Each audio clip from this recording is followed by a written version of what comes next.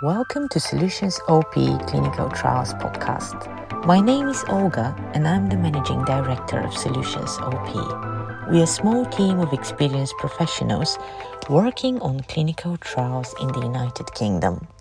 I'll use our podcast to discuss hot topics in clinical trials and provide analysis of the latest trends and challenges in pharma and medical device industries, not just in the UK but globally. Thank you for listening. Welcome to the latest episode of the podcast. In today's episode, we'll discuss wound care. And I have a special guest. My guest is Liz Hawes, who is a nurse and she's specialist in wound care. And she's also CEO of Clinical Research Solutions, which is a CRO offering services in that area.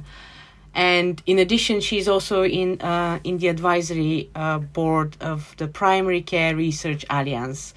And she's working with primary care physicians as well. So she has experience in this, which is quite unique, to have expertise in different areas. So for those of you who do not know, primary care physicians are GPs, family doctors, and all these people who work in primary care. So welcome, Liz, to this episode, and thank you for taking time in this busy time of the year. And I will start with our first question to ask you to tell me a bit about your team and what kind of services you provide and what you do in general. Thanks, Olga, and thanks for having me as a guest on your podcast today. So, as you said, we run a CRO, and for those that don't fully understand what that means, we provide trial management services from beginning to end, essentially. As you said, I'm a nurse by background, and we're a clinician-led team. So the people that work with us are kind of grounded in clinical research delivery. So they've all had some sort of background working in research delivery. So it kind of enables us to look at the studies from a pragmatic patient healthcare pathway focused point of view. And as we provide the usual CRO services for clinical research, but we also do smaller service evaluations, case study series, and as you said, work very closely with the Primary Care Research Alliance to do that. That's brilliant, Liz. And that's, I think it's something that is very unique of the services that you provide, because majority of the CROs, they don't necessarily work with patients. They're more like a mediator between the hospitals and the pharma companies. While in your case, you are actually directly involved with patients as well. So you have this specific experience with patients, which I think it's really beneficial. And probably you can say a few words. Do you see this as something different, as a positive thing, that you have experience working with the patients and not just being like the middleman, if you want to put it that way? Yeah, I really do. And I think having done a lot of the research delivery side of things, it does mean that when it comes to designing studies and knowing if they're actually going to work. I mean, when I was delivering clinical research, you could tell that the clients and commercial companies that had that input into their protocols, and we would review them as they came in, and some of them you just kind of thought, this is just never going to work in the healthcare system. This is not going to work for patients. This is too much of a burden for them. So it gives us that kind of pragmatic, patient-focused side of it. And also I love doing both as well, and I love still having a hand in doing the delivery. I love seeing patients. It means that I get to not only kind of manage the research, but on the other side of it, see the difference that it's actually making to patients. And our home wound care service that we have means that we can deliver parts of what's done through Clinical Research Solutions. It means that we have, because we've got CQC registration, it means that we can do other clinical aspects to the CRO work that we do. So we do clinical quality oversight, we do education and training for some of the nurses in wound care. We have patient, nurse, clinician focus groups. We do PPI groups. So it gives us kind of a broad ability, and we work closely with our clinicians as well, so particularly through the Primary Care Research Alliance. So when we're talking about studies and we're looking to develop them and how they're going to practically be delivered, we're doing that alongside our patients and our clinicians and the pathway. So yeah, I think it really helps that then you get a study that is being delivered to patients that's actually going to really work. It's got patient focus in mind, which can sometimes be lacking. Obviously, these innovations are all for patients, but when you don't have that input, sometimes the sight of that is it can get a bit lost. So yeah, so it really does help a lot, I think, in what we do. Thank you, Liz. Yeah, that's brilliant, and it's really good. I think it's a very good model as generally to help not just the industry but the patients as well at the same time, and have a good oversight of what's happening. But I think I want to discuss a little bit about wound care as a speciality, because I think it's more or less maybe not seen as something very prospective, and is something very important in healthcare. You know, we all talk about cancer, we talk about respiratory diseases, but wound care is kind of fall through the cracks somehow. And yeah, I think you're right, absolutely.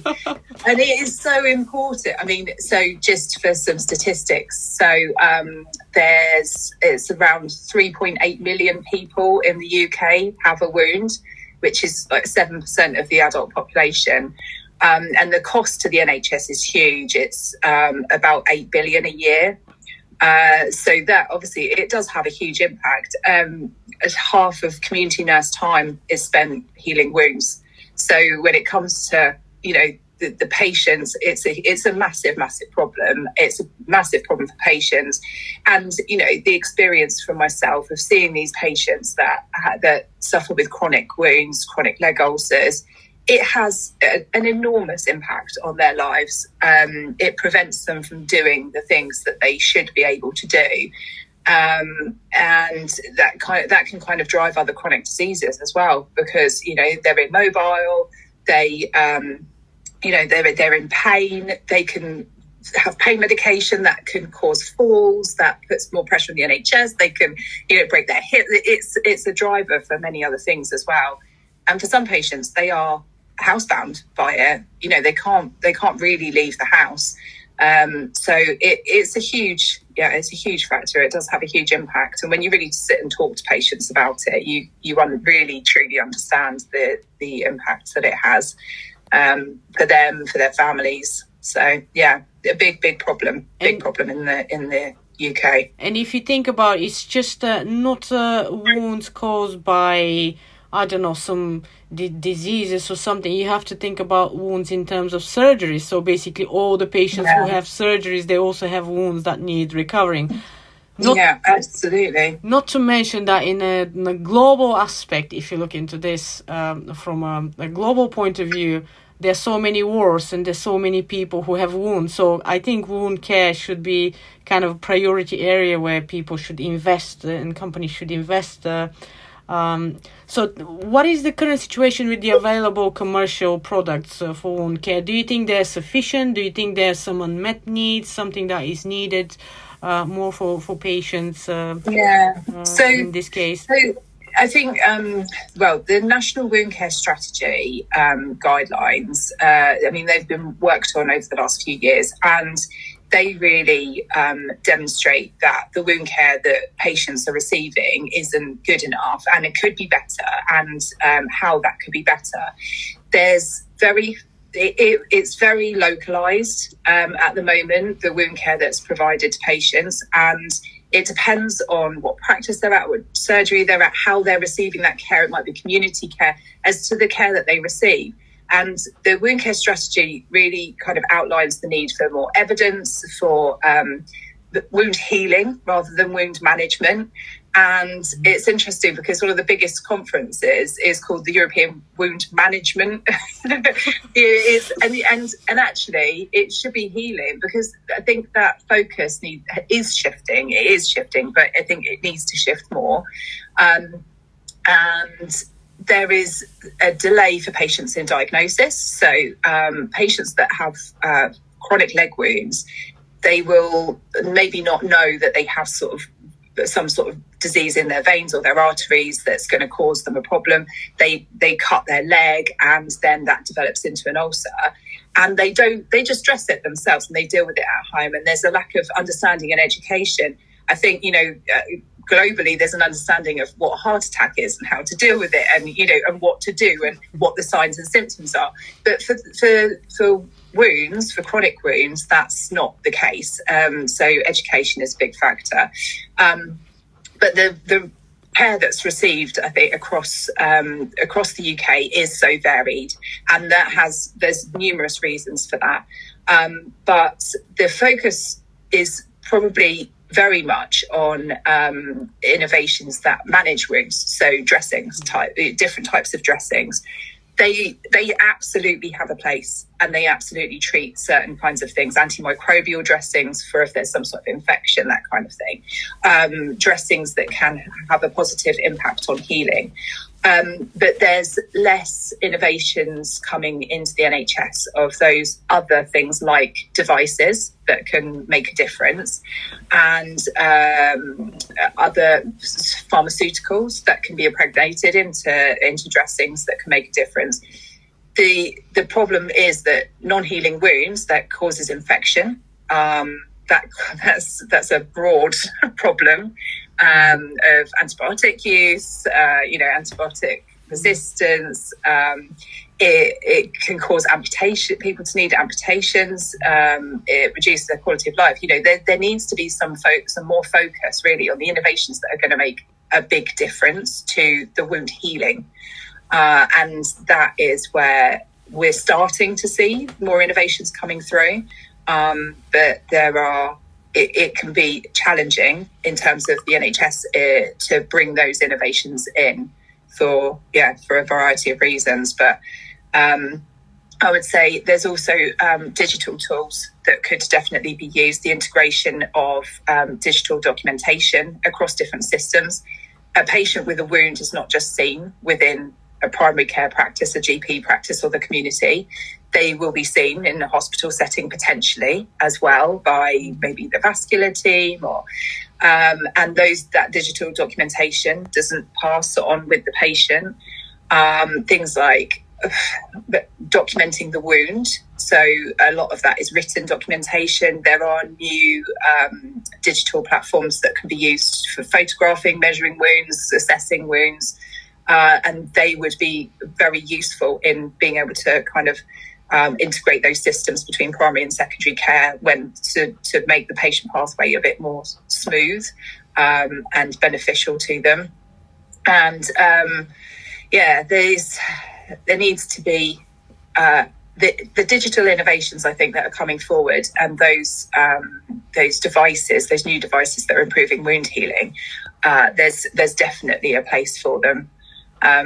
I have an experience that I had with a patient. The patient that we treated, we were looking at an electronic stimulation device, and the patient had the wound for about 9 years, had a pain score of 9 out of 10, and was ready to have her leg amputated because she couldn't cope with it anymore. It was so bad.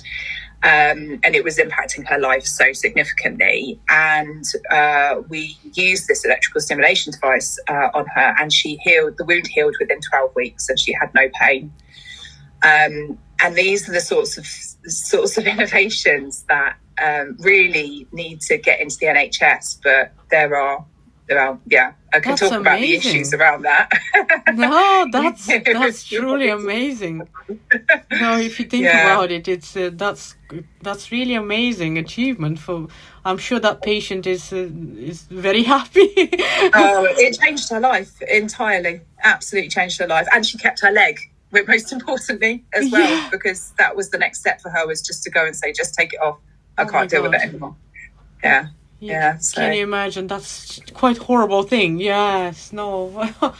So we definitely need. You can tell for sure from your example. We definitely need something that could help patients who have particularly those chronic wounds that have no healing, basically, unless something's done specifically. And what do you think? I know it's a tricky question, but what can we do to attract more research in wound care in the UK? Do you have any recommendations or any thoughts on the? That's a really good question, and I think I think there's a research in the UK has become a bit more of a problem, and I think the process, the speed of the process across the UK and the NHS, the lack of capacity within the NHS to do research is a problem. So the sorts of things that we're seeing is the National Institute of Health Research, the NIHR, are implementing grants for development of research services in primary care. And they're able to develop research centres so that they can take the time and they've got the capacity to actually do research. I think there's an understanding of a greater understanding of the importance of research, and primary care has not really been a key place to do research, but it's up and coming, absolutely. And we see that through our Primary Care Research Alliance. There are so many GPs, nurses, primary care physicians that want to do research. They want to be actively involved in it, but they don't necessarily have the resources, and it's reasonably underfunded. But that's where the commercial side of it comes in. If they are getting an income to support the staff that need to deliver it, then that makes a big difference, and it enables them to broaden their research services. So that's really important. If that becomes a what came first, the chicken or the egg situation, the money to invest into it, and therefore to broaden the ability to do it, or doing it, having the capacity to do it. So that's a challenging one. But I think that is changing, and there's definitely a bit more capacity. I think collaboration is a big key factor, and collaboration between industry, between clinicians, between and the NHS. It's to be able to scale innovations and really do the research well. There has to be that collaboration that happens. And that is happening increasingly, I think. So I think that's improving in the UK. Obviously, it's difficult to attract that in when the current situation is as it is. When I say about speeding up the process, obviously there's the new guidelines that are going to be implemented on the combined review through the MHRA and REC, that those timelines being updated. And I think that will also have an impact, because there'll be more account for timeliness of starting commercial studies, and getting patients recruited. I think those timelines are already there, but this is putting a kind of a highlight on that and saying that it's currently not good enough and it needs to get better. And I think that will improve drawing commercial research into the UK as things, speed up. I have to say here on the timelines, because I've been working long enough on this. Basically, back in the days, we were able to set up a clinical trial within 4 months. I mean, that was a very good performance for us to do. And then things kind of slipped, especially during the COVID. Things took a very long time. Yeah. And now we're kind of trying to get back on track on these 4 months. But my personal view is that we can do better. The problem, the biggest problem is always the hospital's resources and the internal processes. This is what is holding things back. But in terms of timelines, I think the regulators are doing quite well at the moment. So I don't necessarily have any complaints about them, but I wish we can be a bit more organized in terms of hospitals and how things are managed internally. Yeah. And I think that comes down a lot to, the setup should be happening during the approval time. That's what we do. Within the Primary Care Research Alliance, that's what we do. If we know there's a study that's going for approval, we will be getting that site ready and setting it up, ready to go when that gets approved. And, there needs to be more of a shift towards that, because it's difficult to see how that delay can happen time and time again. And that's a change in the processes and I guess the prioritizing of when you start that planning and when you start that setup within a sort of a clinical care setting. It's difficult with the timelines because I always think of the 4-hour rule in A&E and how basically it just demoralised everybody because it didn't mean they were more capable of getting patients through A&E any quicker. But it did lead to processes being put in place that sped up those patients through A&E, and hopefully this will start to have the same impact, and that it won't just demoralise NHS services even further because, let's face it, they are struggling and they are at capacity. But I think going back to the NIHR kind of grants and things that are becoming available for improving research, that will make a difference because time will be funded to deliver these research services. And okay, you could say, well, how can they just suddenly have more time? It's not about that. It's about being able to fund, dedicated research staff into those roles, have a dedicated research facility that means that they're not competing for clinic space. But what I found and continue to find really is that in the NHS, there can be a lack of understanding of the importance and the benefit of doing clinical research, not just for patients, but for the hospital as a whole, or the GP practice as a whole.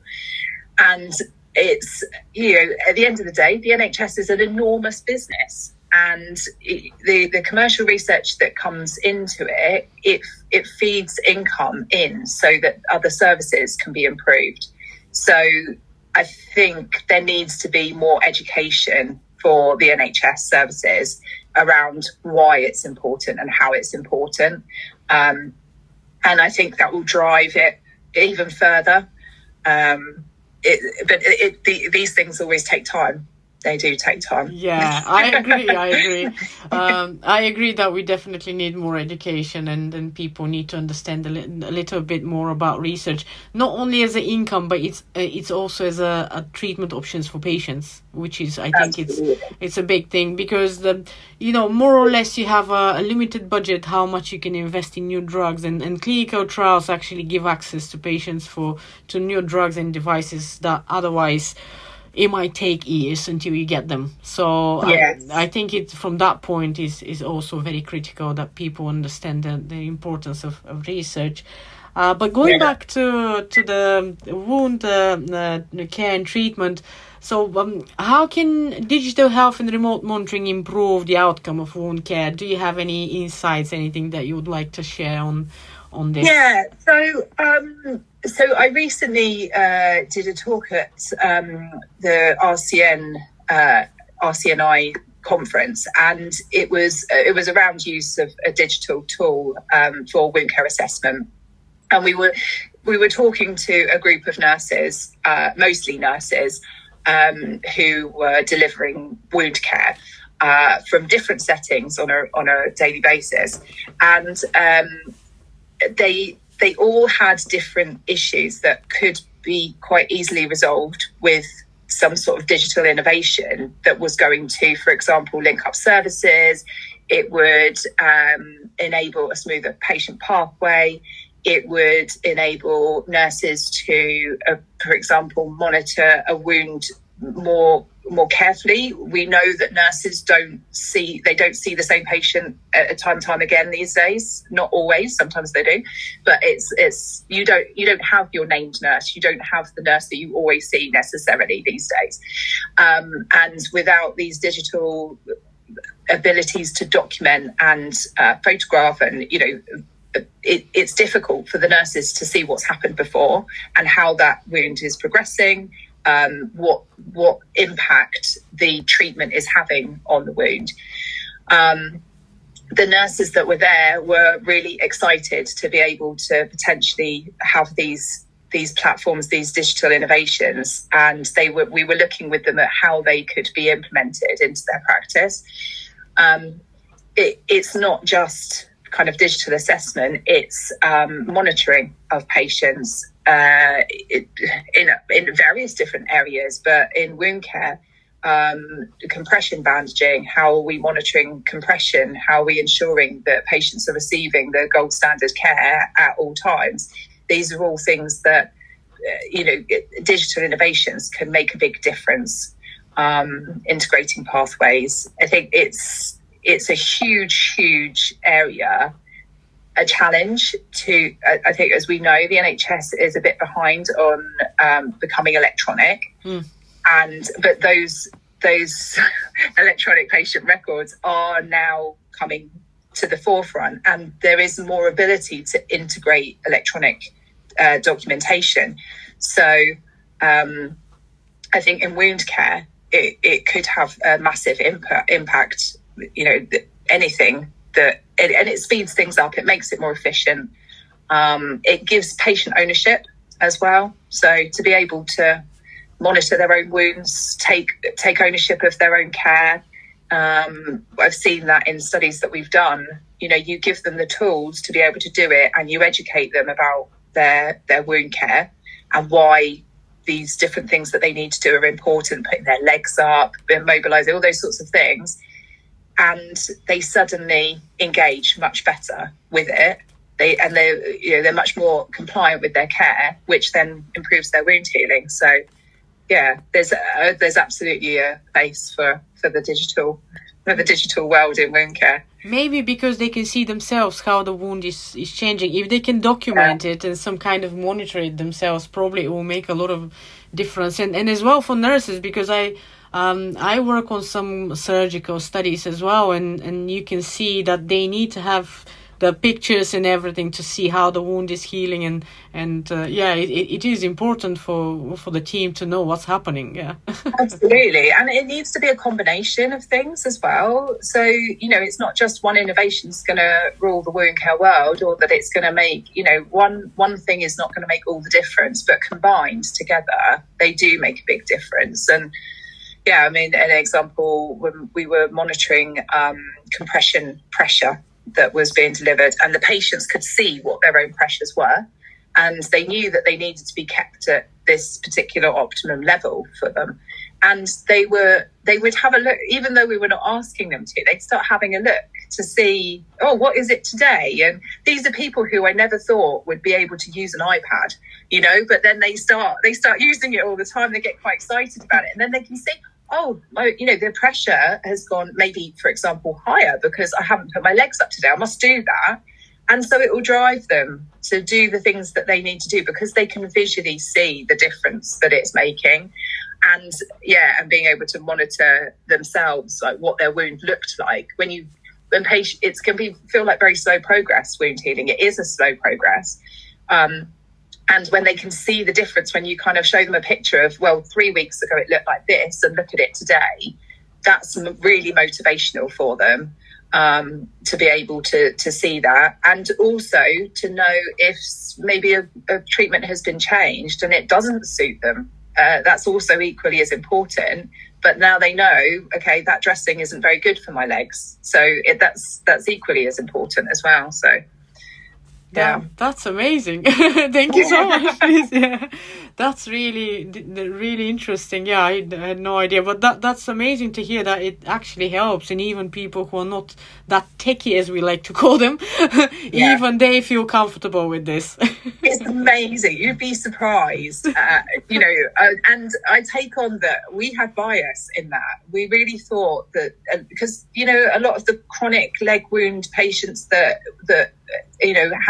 have these wounds, they are an older population, and the realism is they're not tech savvy in general. If they're in their 70s, 80s, some aren't. It really varies, but some don't even have the internet at home. That's normal, and yet and I think that's important for innovations as well. They have to be really user friendly, and when they're very intuitive systems, patients can use them. They just make sense. They're very simple. They just click this button. It's not, you make them simple, and patients really enjoy it. There's some that are quite resistant to it, but actually if they try it, they find it better. And we are treating this population now, but let's face it, in 10 years' time, our 60-year-olds are going to be 70, our 70-year-olds are going to be 80, and we will have sort of, people who are more tech-able using them as hopefully they get, broadly put into the NHS so that they become more broadly available. So fingers crossed. Yes, fingers crossed. That sounds really positive. So thank you so much, Liz, for your time today and to talking about this with me. It's really interesting to learn about the importance of wound care, what kind of things are available at the moment, and what is the future of it. You gave us a very good oversight of this, and I would like to thank you for your time. Thanks for having me. And thank you to our listeners.